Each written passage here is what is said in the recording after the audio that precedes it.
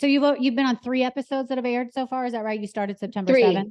Yeah, Yeah. three. So I watched, I guess, 2 at this point, and they're really good. I did not know of Thank the show you. before. And so that was my main question. Is any of it scripted? They don't tell me anything. And then at the end, you'll see with the reveal, right? With my partner, Steve DeShavi, who's the Yeah. retired homicide detective. Yeah. We don't interact until we're on camera at the end. So when you see us being surprised, like, oh my God, I can't believe this lined up that way, is because we literally haven't spoken about what the other person got until that moment. So both of our Wow. reactions are really genuine. We're just like, oh my God. Like, so yeah, I mean, it's look, I mean, it's unfortunate that there are people out there like without good intentions that are frauds that are making us all look bad. It sucks. Yeah. But all that I can do as a psychic medium is be me and be within integrity and do the best that I can do. And I'll tell you this too, another misconception that people have about psychics and mediums is that like we're supposed to know everything, get everything right all the time. And that's also not true. And because we can misinterpret, the information has to be filtered through our awareness as well, right? And so Right. And I your tell experience of what they're saying. I would assume that's hard. it can be, right? It can be Yeah. hard because you have to get out of your own way enough to let it come in without misinterpreting or filtering it through your lens in a way that's like what's the word, like it's a projection, right? You can project things Right. into a Right. reading without meaning to. So that's another thing, like with studying mediumship, it's learning how to get out of your own way and get out of your own minds enough. One of one of my mentors used to say, to be a good medium, you have to lose your mind. And I Hmm. was like, what is he saying? I was like, oh, I get it. You have to get out of your own way. Yeah. Oh, wow. It's so interesting. Has it ever backfired? Like when I was watching the show, I was thinking, well, what if these families got it wrong? What if there are no paranormal things going on there?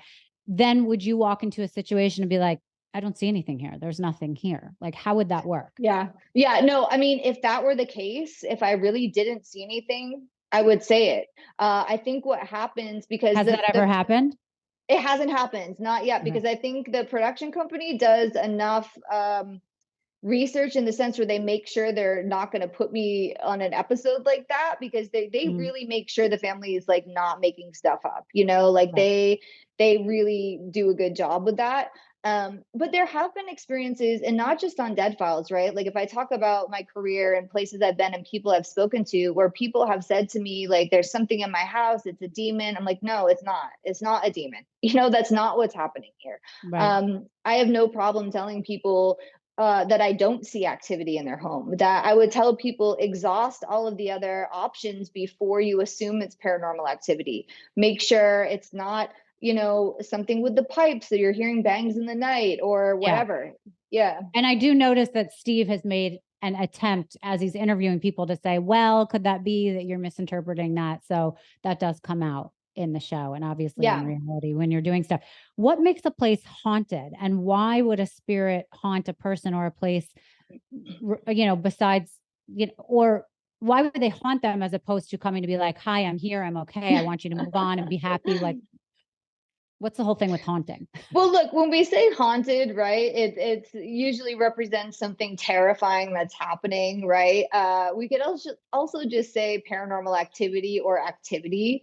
Mm, And look, I sit with this a lot to say, like, what is really going on? Because it's hard for me to believe that a soul would be like stuck in one house for eternity. Like I can't energetically wrap my head around that, right? mm, And so, and look, and ask me 10 years the same question as this. From 10 years from now, I might have a different answer for you. So this is based on my understanding now. Okay.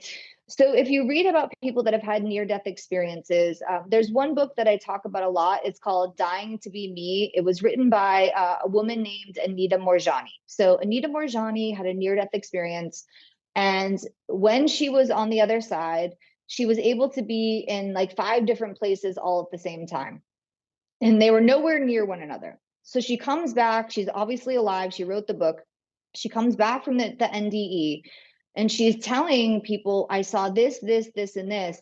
And everything she saw was accurate. She was literally in 5 different places at once. Okay.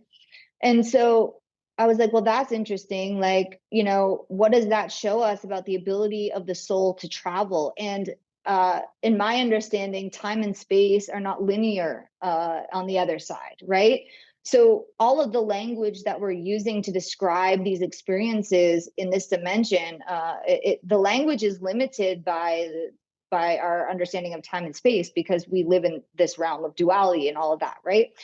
So then I was like, well, if Anita Morjani had that experience, then it's probably possible that different aspects of these souls that I'm encountering could be other places as well. So then the question is, why am I encountering this aspect of the soul? And what I believe is happening is that I'm encountering maybe a fragmented aspect of the soul, a traumatized aspect of the soul that has unfinished business, that story hasn't been told correctly, that still has pain. And this aspect of the soul needs healing. It needs a voice. It needs somebody to give it a voice so it can reintegrate to the oneness or go somewhere else, right? Um, so I Is this really what you believe. would call, what we would say is like being stuck in limbo? You hear that people I refer to it mean, like right, that. limbo, purgatory, so on and so forth. I'd like to describe it as an aspect of the soul trying to figure it out. That maybe it's limbo, maybe it's purgatory, but needs a little bit of extra love. And so my job as a medium is to sit with that part and say, what is going on? Why are you here? What happened to you? Like, why can't you move on? Why are you still stuck here? Um, and when I say stuck here, some people will say that these are like earthbound spirits. Earthbound to me is the language of that is a little bit tricky, because I think that when we pass away, our energy shifts to a different space. It vibrates differently. So there are aspects of souls that are like really impressed upon earthly things, that like still want things that are here. They're attached, right? um and if we look at, like, there's something that people practice now, it's like in healing and psychology and stuff, it's called parts integration. So like people will go to a session with a healer or a psychologist, and they'll try to find this aspect of themselves that fragmented off from a trauma. And once you can find it and what age it happened, you can see it and you can reintegrate it. It's like the same thing with like me working with spirits, I think, right? I'm saying I think because this is just an idea that I have. That's what it feels like. But people always ask me, like, what can you do in this dimension and in this realm to make your transition to the afterlife easier?